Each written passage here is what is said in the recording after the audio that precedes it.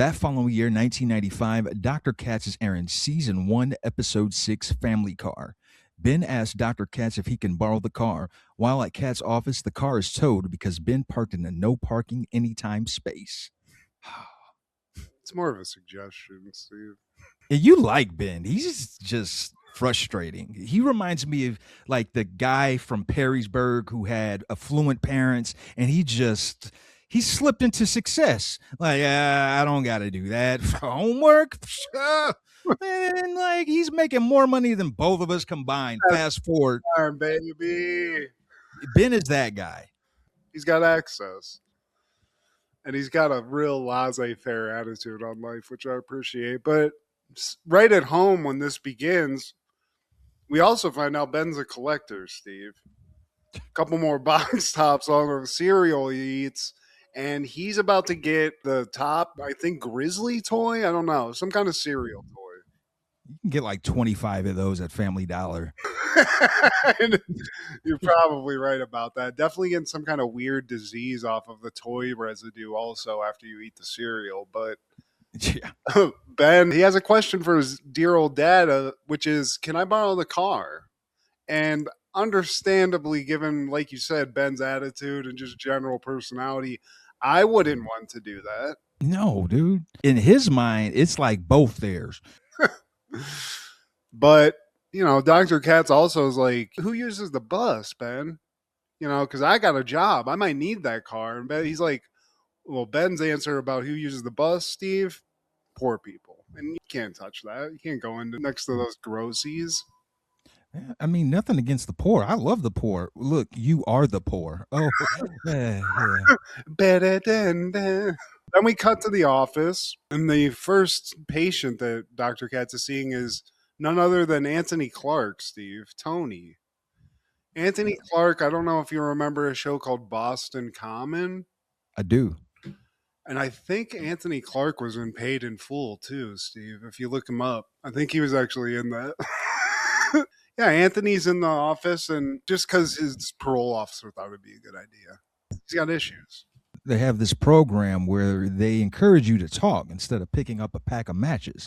And he's from Gladys, Virginia, just a town full of tobacco farms. Yeah.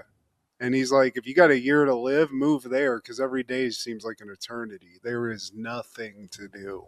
And I lived in Virginia, Steve. There is nothing to do. And his family, they're so ugly. He can't help but think about all the products available to prevent this from happening. We got Noxzema, Clearasil, different oils and creams. You guys could be using all these. You guys should be using the bus, even anything. But he's also got a big bone sister, Steve. Yeah. Shut up. It's not her fault. Okay? Yeah. He has a mother. She throws a Christmas party every year.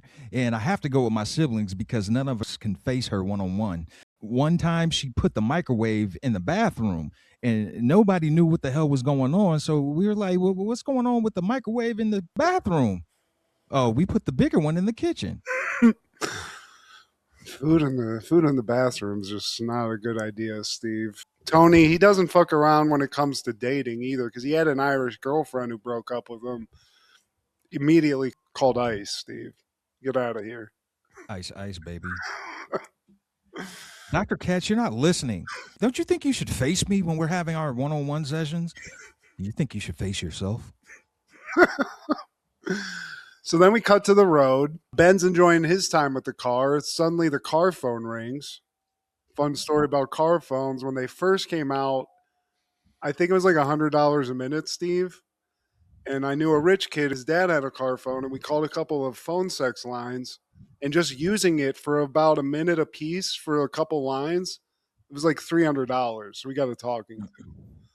Oh, yeah, baby. I'll fart in your mouth. 1-800-FAT-CHICKS. Hit one for 200 plus pounds. Those were the days, Steve, when you used to call on payphones, phone sex lines, just to hear the message. It was fantastic. But while Ben's driving, his dad's calling just to make sure that he's not dead or has crashed the car. And unfortunately, basically causing a very dangerous situation here because Ben doesn't know, one, how to drive, and two, how to operate a car phone. Hello, motherfucker. This fool can't even eat a turkey sandwich cold. It's a perfect storm. Dr. Katz is like, so which foot do you brake with? And Ben's like, wait, I the left. He's like, no, you use the right. So Ben's braking and hitting accelerate at the same time. And also, he thinks he needs to shift the car, but it's an automatic. So God knows what he's done, Steve. Yeah, he's driving with both feet. And yeah, because he finds out, yeah, he's braking and gassing at the same time. Then we cut to Laura, and she's talking in Italian. I don't know what she's talking about, but Dr. Cass is just trying to ask her to do something because she is the secretary. I need a folder, please. I'm on the phone. Thank you. To Italy. You're paying for this. Well, okay, okay. I just could use a coffee. I really never asked you for that. Okay, whatever. So Dr. Katz doesn't really have a lot of backup, but he does have Andy Kindler in the office. Before Andy gets in, he just asks if Dr. Katz even asks about him when he's not there.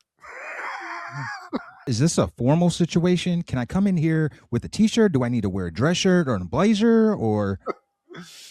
So he gets in and he basically sums his family up like this. They live in complete fear, Steve. His mother's so bad that when he gave her a magic eye book, she was like, is this going to damage my eyes?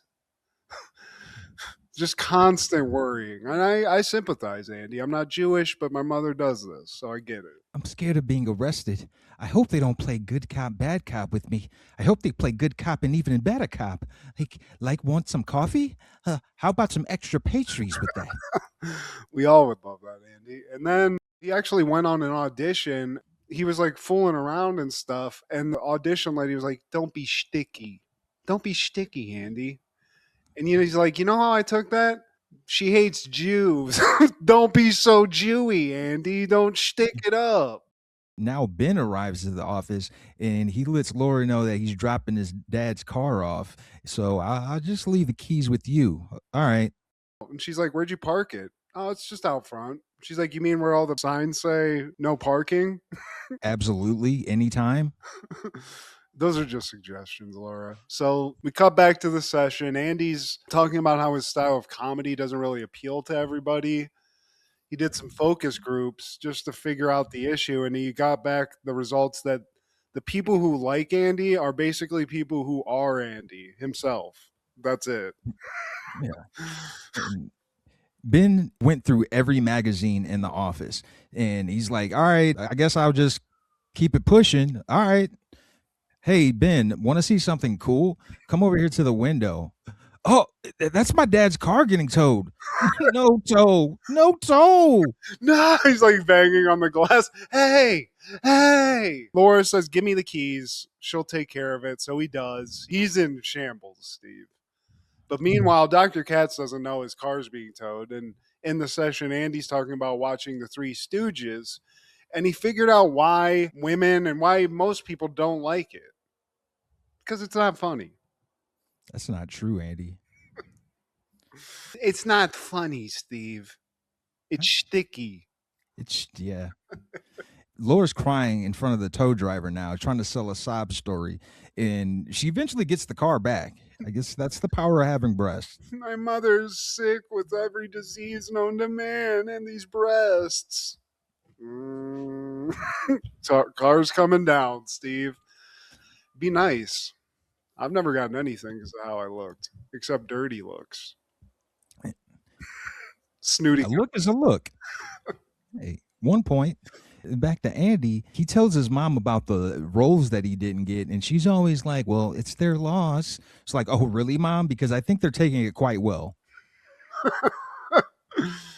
I just wanted you to be a surgeon, Andy. And Andy says that he could never be a surgeon because he's an obsessive compulsive and he'd just be stuck in the washing your hands phase of surgery where he's like, I'm still washing my hands. Let me give you an example, doctor. I'm afraid I'd leave a piece of paper on the counter and I left the window open a little bit and the wind blew the piece of paper into the pilot of the stove and now I have a house fire. I've done that. I need to go see Dr. Katz. I'm crazy, Steve. So Andy's out now. He's finished his session. As he's leaving, he goes, Dr. Katz is always kind of like looking at me funny when I leave. Should I be tipping? And Laura's like, yeah, absolutely. Here, I'll take that because of them tits, Steve. She might be my favorite on the show.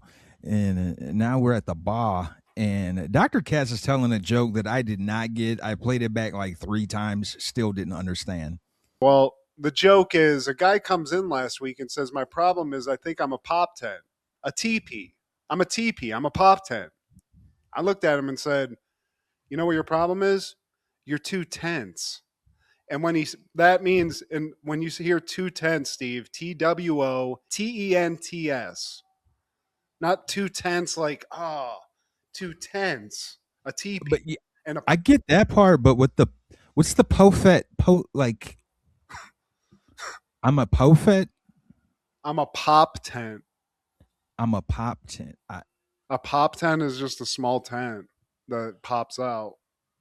Oh, It's not a oh, good oh. joke, you know. It's not. It's horrible. Julie's more into the knock knock joke he tells, which is terrible too. But Yeah. I feel like Julie's sexy, Steve. I know she's very low quality animation, but she's got a sexy ass voice. Yeah, they drew a sexy mouth on her too.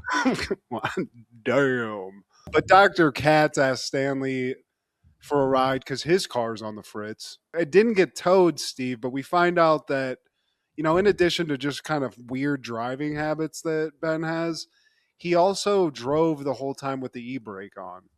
Oops. Yeah. Just screeching the whole like everything. And I like Stanley's like, that's going to just really ride your Krishkis. Yeah. It's gonna strip them. He's full of it, man. Now we cut back to Ben and Dr. Katz, and Ben's just like, dude, I get it. I'm so over it. How many times do I have to apologize? And Dr. Katz is like, dude, all right, man, but can you please take a shower? You smell ripe. You stink, Ben. You're the stinky kid, and you ruined my car. Katz is just basically like, look, man, I'm like, I don't feel comfortable. We got a cleaning lady coming over, and I don't want her to have to put up with it. I'll deal with it, but that's not fair to her. Basically, Dr. Katz also is just worried. He's like, Ben, what if you ever need your own car? And Ben's like, why would I? I mean, we have a car. It's the family car. Why would I ever need my own car, Dad? Yeah, nice, colorful car that we have. It's the Yeah. family car. Man, boy, do I stink. I love it. He's like, man, I stink. Now Katz is talking to Tony again. He's concerned about his job. It requires so much travel. And the thing about riding on airplanes, he doesn't like the bumping. One time the stewardess comes over to him and wakes him up and tells him we're experiencing turbulence. And it's like, well, thanks for waking me up. Would have been a shame if I slept through that. Yeah. We cut to Andy's session again. Something stuck in his craw, working with comics who don't have like a correct premise. He went into a store and I saw a sugar-free chocolate. Who's that for? It's for a diabetic, you idiot. Yeah. So this insulin, yeah. What's that about, right? Fat people, am I right? Eat less. Jesus. Before comedy, Andy did have a couple of bad day jobs. He worked door-to-door sales and just realized that basically people don't want to be bothered at home. So he had to give Facts. It's true. Totally. That's got to be a rough job. I work in sales, door to door. That's got to be just. And my mom, she always gets her stories wrong. Are you listening, honey? Your cousin Michael's going to college. You went to college. You were an English major. Do you think that would be a good major for Michael? Is it good for him? You played violin. Your cousin wants to play some kind of instrument. You think he'd be good for the violin? Andy, you were a bartender. Make your uncle scotch and soda, please. Pull your cock and balls out. How much is that weigh? Can you fuck it? Stick my dick in it.